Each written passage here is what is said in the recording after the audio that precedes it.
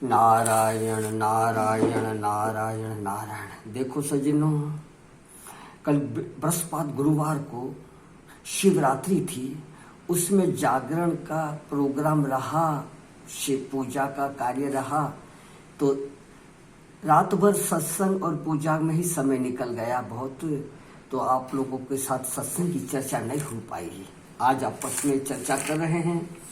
तो अपन विचार कर रहे थे, योग दर्शन में बताया गया है कि जब कोई सिद्धि हम लोगों के पास सामने आवे तो एक तो उस सिद्धियों को स्वीकार नहीं करना कि आओ आओ तुम हमारे पास आओ, और दूसरा यह अभिमान मत करना कि देखो यह सिद्धि हमारे पास आई और मैंने छोड़ दी, यह सिद्धि आई, इसका अभिमान नहीं करना।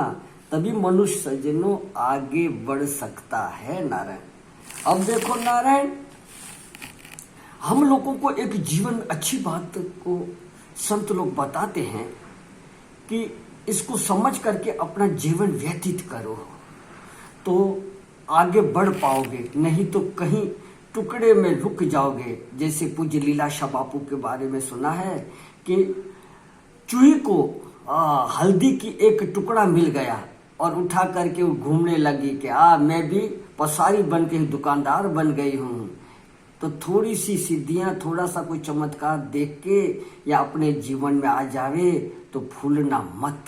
अब भगवान बता रहे कि सिद्धियाँ देने वाले तो भगवान ही है, दूसरा कोई नहीं है। इसलिए भगवान जी भगवान बता रहे, श्री कृष्ण ने बताया ये उद्धव 18 सिद्धियाँ होती है, 18 प्रकार की धारणा होती है। इसमें 8 सिद्धियां तो ऐसी है जो पूरी तरह से भगवान में रहती है, और 10 सिद्धियां ऐसी है जो गौण है, मन थोड़ी थोड़ी मन अंश मात्र की है। और यह बताया किसने? तो देखो नारायण, योग शास्त्रों के स्वामी परागामी महापुरुष हैं, उन्होंने बताया। तो मुख्य सिद्धियां भगवान में रहती है और भगवान ही देते हैं, लेकिन मनुष्य को चाहिए कि इन सिद्धियों को मांगे नहीं, और भगवान के देने पर भी सज्जनों स्वीकार न करें। हाँ नारायण। तो सज्जनों अब बता रहे हैं 11वें स्कंद में 15वें अध्याय में 4था और 5वां श्लोक है, उसका भावार्थ और उस पर विचार। तो जो कुछ 8 बड़ी सिद्धियां हैं उनमें तो 3 शरीर की सिद्धि है, अणिमा, महिमा और लघिमा। तो नारायण, अणिमा माने बिल्कुल सूक्ष्म रूप धारण कर लेना, जैसे रामायण में बताया है ना, मशक समान रूप कपिधरी। अर्थात सज्जनों, हनुमान जी मच्छर के समान हो गए, लंका में जा रहे थे। और दूसरी महिमा माने शरीर को बढ़ा लेना, जैसे तब कपि भयो पर्वताकारा, हनुमान जी ने लंका में सीता जी के सामने अपना शरीर प्रकट किया तो हनुमान जी पर्वताकार हो गए, यह महिमा सिद्धि है। और नारायण, हनुमान जी जैसे तो देखा जाए तो भगवान के दास है, भक्त है, लेकिन रुद्र रूप भी तो सज्जनों है ना। तो वैष्णव लोग रुद्र को जीव कोटि में मानते हैं, क्योंकि रुद्र की उत्पत्ति ब्रह्मा से सुनी गई है, और प्रलय के देवता है ना नारायण। एक प्रलय तो वह है सज्जनों कि जिसमें ब्रह्मा भी मर जाते हैं। तो जिस प्रलय में ब्रह्मा मर जाते हैं वह प्रलय ब्रह्म का बेटा रुद्र नहीं कर सकता। तो कौन? कि जो तमोगुण का अधिष्ठान रुद्र है वह करते हैं, और जो सांव्य सदाशिव अनुग्रह विग्रह भगवान है वे तमोगुण के अधिष्ठाता नहीं है सज्जनों, वे तो साक्षात ईश्वर है। तो जहां कहीं निंदा का प्रसंग आता है वहां तमोगुण के अधिष्ठाता की उपासना नहीं करना, इस दृष्टि से आता है। और जहां कहीं शिव पुराण में उपासना का वर्णन सज्जनों आता है ना, वह सत्व रज तम तीनों का स्वामी जो मायापति परमेश्वर है, जो अनुग्रह विग्रह है, उसको उसकी उपासना का वर्णन है नारायण। जैसे देखो ना, लक्ष्मी नारायण है, राधा कृष्ण है, वैसे ही नारायण गौरी शंकर भगवान सांब्य सदाशिव बिल्कुल वही तत्व है। तो देखो नारायण, तीसरी सिद्धि है लघिमा।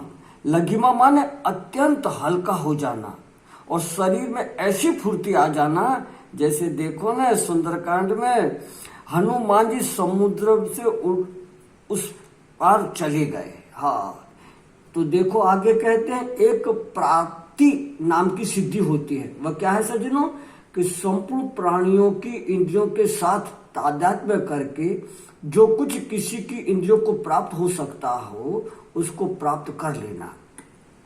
प्राकाम्य सिद्धि उसको कहते हैं कि चाहे स्वर्ग में हो, मृत्युलोक में हो, पाताल में हो, जो भी वस्तु जहां हो उसको अपने ज्ञान के द्वारा देख लेना और माया और उसकी जो अंशभूता शक्तियां उनको प्रेरित करना। तो सज्जनों, ईशिता नाम की सिद्धि है। गुणेश्वर संगो वशीता, संसार के जो विषय है उनमें राग द्वेष न होने पाए, गुण में जो असंगता है उसको वशीता सिद्धि कहते हैं। और नारायण यत कामस तदावस्ति, जो चाहे उसको प्राप्त कर लेना, यह काम वशासिता नाम की सिद्धि है। तो देखो सज्जनों, तो भगवान ने यह बता दिया कि ये जो 8 प्रकार की सिद्धियां हैं ना, ये स्वाभाविक रूप से ही परमात्मा में रहती है। श्री कृष्ण भगवान कहते हैं कि मुझ में रहती है। और योग अभ्यासी लोग जो योग अभ्यास करते हैं या भक्त लोग जो उपासना करते हैं, उसके अंदर ये अंशक्ति मन जरा सा अंशिक रूप से आती है। तो सज्जनों देखो, आप हम लोग विचार करें कि भगवान में जो सृष्टि बनाने, स्थिति करने और प्रलय करने की सिद्धि है, वैसी सिद्धि किसी जीव में नहीं होती है।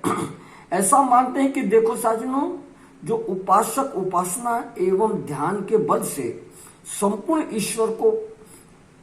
ईश्वर को प्राप्त हो जाते हैं, तो सगुण ईश्वर की प्राप्ति जो होने पर भी सृष्टि निर्माण का सामर्थ्य, स्थिति का सामर्थ्य और महाप्रलय का सामर्थ्य जीव के अंदर पूर्ण रूप से नहीं आता है, वह ईश्वर के ही अंदर रहता है नारायण।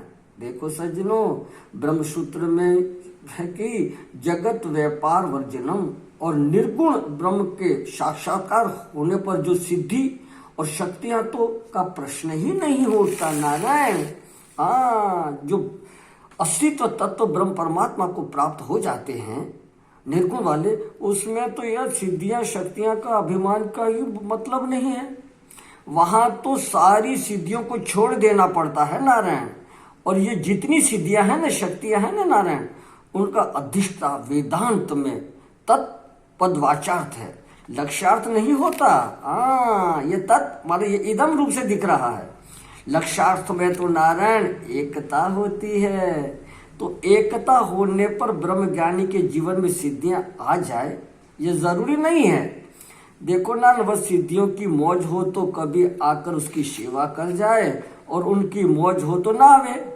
देखो नारायण, भागवत में जो आता है कि रुद्र ऋषभ देव के संबंध में यह बात का वर्णन आता है, जो जैनियों के तीर्थांकर मैन व्यक्ति थे। कि सारी सिद्धियां उनकी सेवा करने के लिए आया करती थी, लेकिन उन्होंने उनका कभी अभिनंदन नहीं किया कि आओ आओ, अरे ओ सिद्धियां आओ आओ आओ, क्योंकि उससे निर्विशेष ब्रह्म का साक्षात्कार नहीं होता है नारायण। उसे तो सविशेष ब्रह्म में ही रुचि होगी।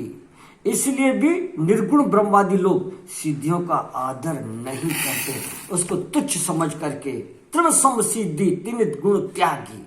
देखो ना, अगर इसी वैभव में चटके मटके में पड़ गए दिखावे में, तो नारायण अस्तित्व परमात्मा में प्रीति नहीं होगी। ये तो नारायण जादू के खेल हैं, देखते देखते सब लुप्त हो जाएंगे। अरे बाबा, और तो क्या, ये शरीर भी तो छूट जाएगा तो सिद्धियां विद्या क्या रहेगी। घाट वाले बाबा विनोद में कहते थे कि देखो, दैत्यों के गुरु शुक्राचार्य मरे हुए को जिंदा कर देते थे। जो खो गया हो मालूम नहीं तो भी उसको बुला करके जिंदा कर देते थे। को डूब गया उसकी हड्डियां बड्डियां ने उसको भी जिंदा कर देते थे। और जिसकी मर गए हैं, गुरुजी है ने उसको जला दिया, उसकी हड्डियां पड़ी है, उस हड्डियों पे मंत्र को करके और जिंदा कर देते थे। ऐसी संजीवनी शक्ति विद्या प्राप्त की थी सदाशिव से। मगर नारायण हंसते हंसते कहते थे वे शुक्राचार्य भी मर गए, चले बसे। तो नारायण क्या सिद्धियां तू चाहता, तुझसे ही सब कुछ सिद्ध है। ब्रह्मांड भर है कल्पना तो एक सिद्ध प्रसिद्ध है। जो नष्ट को है चाहता सो आप होता नष्ट है श्रेष्ठ से भी श्रेष्ठ तू पर चाह करके भ्रष्ट है। उस चाह को समझ करके उसको लात मारे। तो देखो नारायण एक बात और है,